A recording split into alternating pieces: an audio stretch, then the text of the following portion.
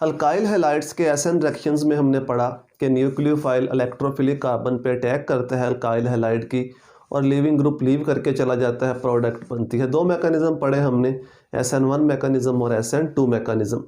लेकिन इन्हीं रिएक्शंस के दौरान इन्हीं कंडीशन में एक और किस्म का रिएक्शन भी हो सकता है जिसको हम कहते हैं बीटा एलिमिनेशन, या सिंपल उसको एलिमिनेशन रिएक्शन भी कह देते हैं। बीटा क्यों कहा जाता है इसको भी अभी हम डिस्कस करेंगे। बीटा एलिमिनेशन होती क्या है इसको भी अभी हम डिस्कस करेंगे। और एलिमिनेशन होने के लिए कंडीशंस क्या है, क्या तमाम रिएक्शंस में एलिमिनेशन पॉसिबल है, इसको भी हम डिस्कस करेंगे। यानी बताने का मकसद ये है कि अगर हमारे पास कोई सूटेबल सबस्ट्रेट हो, यानी सूटेबल अल्काइल हैलाइड हो, और उसके साथ हम किसी स्पीशी न्यूक्लियोफाइल का अटैक करवाएं, तो वहाँ पे दो रिएक्शंस पॉसिबल होते हैं। वहाँ पे सब्स्टिट्यूशन भी हो सकती है, वहाँ पे एलिमिनेशन भी हो सकती है।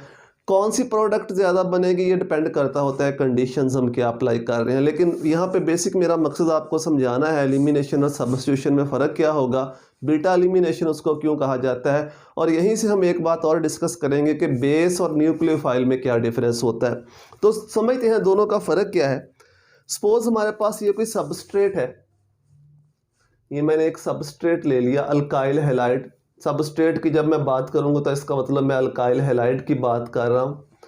ये हमारे पास एक अल्काइल हैलाइड है, यहाँ पे क्लोरो लगा लेते हैं, लीविंग ग्रुप, ये पार्शियल पॉजिटिव कार्बन और ये पार्शियल नेगेटिव क्योंकि इसकी इलेक्ट्रोनेगेटिविटी ज़्यादा है।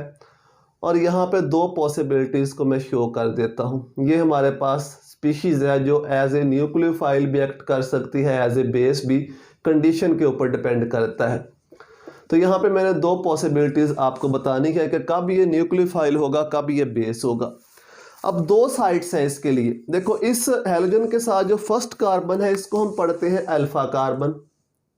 फंक्शनल ग्रुप के साथ जो पहली कार्बन डायरेक्ट अटैच होती है ये होती है अल्फा कार्बन। अल्फा के साथ जो नेक्स्ट कार्बन होती है वो एक भी हो सकती है, दो भी हो सकती हैं, जो डायरेक्ट इस अल्फा कार्बन के साथ बॉन्ड बनाए इसको हम कहते हैं बीटा कार्बन। और बीटा कार्बन के साथ जो हाइड्रोजन लगे होते हैं उनको हम कहते हैं बीटा हाइड्रोजन। यहाँ पे 3 हाइड्रोजन है इस कार्बन के साथ, 1, 2 और 3, इसको हम कहते हैं बीटा हाइड्रोजन। इसका मतलब है कि इस सबस्ट्रेट के अंदर या इस अल्काइल हैलाइड के अंदर 3 बीटा हाइड्रोजन मौजूद हैं। अब ये जो स्पीशी हमने यूज़ की है जिसको हम न्यूक्लियोफाइल या बेस कहते हैं, इसके पास दो पॉसिबिलिटीज़ है, दो तरह से ये अटैक कर सकता है। एक तो पॉसिबिलिटी ये है कि ये जो स्पीशी है ये इस बीटा हाइड्रोजन के ऊपर अटैक करे और इसको अपने साथ मिला ले बीटा हाइड्रोजन को। और दूसरी पॉसिबिलिटी ये है कि ये स्पीशी इस इलेक्ट्रोफिलिक कार्बन के ऊपर अटैक करे। अब दो किस्म के रिएक्शन हो गए, या तो ये इलेक्ट्रोफिलिक कार्बन के ऊपर अटैक करे या ये इस बीटा हाइड्रोजन के ऊपर अटैक करे। अगर तो ये इस इलेक्ट्रोफिलिक कार्बन पे अटैक करता है तो रिएक्शन होगा SN, जिसको हम न्यूक्लियोफिलिक सब्स्टिट्यूशन कहते हैं। कौन सा होगा 1, 2 वो बाद की बात है। लेकिन अगर ये इस बीटा हाइड्रोजन पे अटैक करता है, इसको अपने साथ मिलाता है, तो फिर ये होगा एलिमिनेशन। फिर ये कौन सा रिएक्शन होगा, एलिमिनेशन। इसको E लिख देते हैं, चलो एलिमिनेशन। फिर ये एलिमिनेशन रिएक्शन होगा। अब इन दोनों रिएक्शंस के केस में इस जो स्पीशी है इसका नाम भी चेंज हो जाएगा। यहाँ पे इसको हम कहेंगे न्यूक्लियोफाइल। न्यूक्लियोफाइल जब ये इलेक्ट्रोफिलिक कार्बन के ऊपर अटैक करेगा इसको हम पढ़ेंगे न्यूक्लियोफाइल, इसको हम कहेंगे ये न्यूक्लियोफाइल है।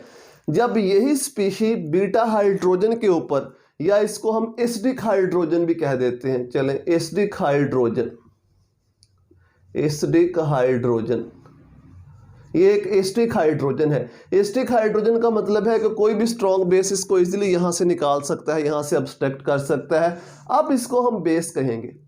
क्यों बेस कहेंगे, क्योंकि इसने किसके ऊपर अटैक किया, किस स्पीशी के साथ जाके मिला, कौन सी स्पीशी इसे मिली, हाइड्रोजन या बीटा हाइड्रोजन इसे मिला, ये एसिडिक हाइड्रोजन इसे मिला। अब इसको हमने बेस कहना है। लेकिन अगर यही स्पीशी यहाँ पे इलेक्ट्रोफिलिक कार्बन के ऊपर अटैक कर देती है तो फिर इसको हम क्या कहेंगे, इसको न्यूक्लियोफाइल। यानी सेम स्पीशी को हम न्यूक्लियोफाइल भी कह सकते हैं, उसी को हम बेस भी कह सकते हैं। डिपेंड करता है कि किस चीज़ के ऊपर उसका अटैक हो रहा है, कहाँ पे जाके वो कंबाइन कर रहा है। अगर तो इलेक्ट्रोफिलिक कार्बन के ऊपर जाके कंबाइन कर रहा है तो फिर ये न्यूक्लियोफाइल है। अगर ये एसिडिक हाइड्रोजन के ऊपर जाके कंबाइन कर रहा है, उसको अपने साथ मिला रहा है, फिर इसको हमने बेस कहना है।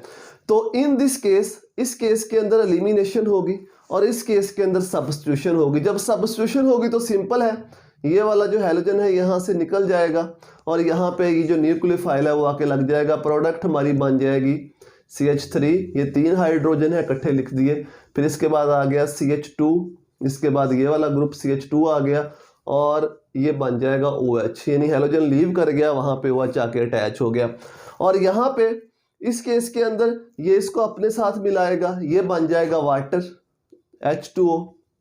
ये वाले दोनों इलेक्ट्रॉन इस बॉन्ड के यहाँ पे आएंगे, यहाँ पे आएंगे, यहाँ पे सिंगल बॉन्ड कन्वर्ट हो जाएगा डबल बॉन्ड में। जैसे ही यहाँ पे डबल बॉन्ड बनेगा, अब इस कार्बन ने 5 बॉन्ड तो बनाने नहीं है, तो इसका मतलब ये वाला लीविंग ग्रुप यहाँ से लीव कर जाएगा। तो जो फाइनल प्रोडक्ट बनेगी वो होगी CH2, एक हाइड्रोजन निकल गया, 2 हाइड्रोजन रह गए CH2, सिंगल बॉन्ड कन्वर्ट हो गया डबल बॉन्ड में, आगे भी क्या बन गया CH2, डबल बॉन्ड CH2 और ये निकल गया Cl नेगेटिव है जो लीविंग ग्रुप है। यहाँ पे बन रहे हैं अल्कीन और यहाँ पे क्या बन रही है अल्कोहल। ठीक है, तो सेम कंडीशंस के अंदर अगर हमारे पास सूटेबल सबस्ट्रेट है तो दोनों रिएक्शन कंपीट करते हैं, वहाँ पे सब्स्टिट्यूशन भी होगी और वहाँ पे एलिमिनेशन भी होगी। कंडीशन ये है कि बीटा हाइड्रोजन होनी चाहिए अगर एलिमिनेशन होनी है, अगर बीटा हाइड्रोजन नहीं होगी तो वहाँ पे एलिमिनेशन नहीं होगी, वहाँ पे सिर्फ सब्स्टिट्यूशन होगा। सपोज ये मैं ले लेता हूँ अल्काइल हैलाइड, ये वाला, और इसके आगे मैं लिख देता हूँ OH। तो अगर मैं कहता हूँ कि क्या इसमें सब्स्टिट्यूशन पॉसिबल है, तो सब्स्टिट्यूशन तो ज़ाहिर बात है होगी। ये इलेक्ट्रोपॉजिटिव कार्बन है और ये जो है ये पार्शियल नेगेटिव है, ये पार्शियल पॉजिटिव है, ये इसके ऊपर अटैक करेगा और ये लीविंग ग्रुप यहाँ से लीव कर जाएगा, प्रोडक्ट बन जाएगी न्यूक्लियोफिलिक सब्स्टिट्यूशन वाली। लेकिन एलिमिनेशन के लिए मैंने आपको बताया बीटा कार्बन का होना लाजमी है, बीटा कार्बन होगी तो तभी बीटा हाइड्रोजन होगी। अब इसके साथ बीटा कार्बन तो कोई भी नहीं है, ये अल्फा कार्बन है, बीटा कार्बन है ही नहीं, तो इसका मतलब यहाँ पे एलिमिनेशन जो है वो पॉसिबल नहीं है, एलिमिनेशन यहाँ पे पॉसिबल नहीं है, यहाँ पे सिर्फ सब्स्टिट्यूशन होगी। एक और मॉलिक्यूल यहाँ पे लिखता हूँ, सपोज ये हमारे पास कोई सा भी सबस्ट्रेट है अल्काइल हैलाइड, ये वाला, आपसे पूछा जाता है कि क्या इसमें एलिमिनेशन पॉसिबल है या नहीं है, तो आपने ये देखना है क्या इसमें बीटा कार्बन है। बीटा कार्बन है तो क्या उसके साथ बीटा हाइड्रोजन है, क्योंकि निकलना तो बीटा हाइड्रोजन है ना, बीटा कार्बन होगी भी अगर तो उसके साथ बीटा हाइड्रोजन का होना लाजमी है। तो ये होगी अल्फा कार्बन, ये होगी बीटा कार्बन। अब इस बीटा कार्बन के साथ डायरेक्ट 3 कार्बन अटैच है, डायरेक्ट 3 कार्बन, यानी डायरेक्ट कोई हाइड्रोजन अटैच नहीं है। इसका मतलब है इसके पास नो बीटा हाइड्रोजन, इसके पास कोई भी बीटा हाइड्रोजन नहीं है। तो यहाँ पे भी जो एलिमिनेशन है वो यहाँ पे पॉसिबल नहीं है। यहाँ पे भी सिर्फ कौन सा रिएक्शन हो सकता है, अगर हम इसको इसके साथ रिएक्ट करवाएं तो यहाँ पे सिर्फ कौन सा रिएक्शन होगा, सब्स्टिट्यूशन होगी। तो मतलब ये है बताने का, जो सब्स्टिट्यूशन है वो तो हर जगह पे पॉसिबल है, हर अल्काइल हैलाइड पे पॉसिबल है, लेकिन एलिमिनेशन वहाँ पे होगी जहाँ पे बीटा हाइड्रोजन होगा। और बीटा हाइड्रोजन को कैसे आइडेंटिफाई करते हैं वो मैंने आपको बता दिया। चूँकि बीटा हाइड्रोजन को बेस लेके जाता है अपने साथ, इसलिए इन रिएक्शंस को बीटा एलिमिनेशन कहते हैं। एलिमिनेशन का मतलब होता है निकल जाना किसी चीज़ का, तो यहाँ पे एलिमिनेशन हो रही है, यहाँ से हाइड्रोजन और क्लोरीन दोनों निकल रहे हैं, यहाँ से लीव करके जा रहे हैं, तो इसको एलिमिनेशन कहते हैं। यहाँ पे हो रही थी सब्स्टिट्यूशन, यानी ये यहाँ से गया, इसकी जगह पे ये आके अटैच हो गया, यहाँ पे इसको सब्स्टिट्यूशन कहते हैं। लेकिन यहाँ से सिर्फ निकल रहे हैं हाइड्रोजन भी और ये लीविंग ग्रुप भी, तो इसलिए इन रिएक्शंस को एलिमिनेशन कहा जाता है। बीटा क्यों कहते हैं वो मैंने आपको बता दिया। कहाँ पे ये पॉसिबल है, सबस्ट्रेट को आपको आइडेंटिफाई करना आना चाहिए कि क्या उसमें बीटा कार्बन है, अगर है तो क्या उसके साथ बीटा हाइड्रोजन मौजूद है या नहीं है। तो जिस तरह सब्स्टिट्यूशन के 2 मैकेनिज्म होते हैं, उस तरह से एलिमिनेशन के भी 2 मैकेनिज्म हैं। एक होता है E1 मैकेनिज्म और एक होता है E2 मैकेनिज्म। जैसे मैंने आपको बताया ये सब्स्टिट्यूशन के साथ compete करते हैं, तो लगभग वही कंडीशंस होती हैं। सॉल्वेंट वगैरह या जो हम ये स्पीशी यूज़ कर रहे हैं, इसके ऊपर डिपेंड करता है कि कौन सी प्रोडक्ट ज़्यादा बनेगी, एलिमिनेशन ज़्यादा होगी या सब्स्टिट्यूशन ज़्यादा होगी। लेकिन चूंकि वो हमारे सिलेबस में नहीं है तो इसके लिए ज़्यादा हम उसके ऊपर बात भी नहीं करेंगे। लेकिन ये आपने याद रखना है कि बेस में और न्यूक्लियोफाइल में क्या डिफरेंस होता है, कहाँ पे एलिमिनेशन पॉसिबल है, कहाँ पे एलिमिनेशन पॉसिबल नहीं।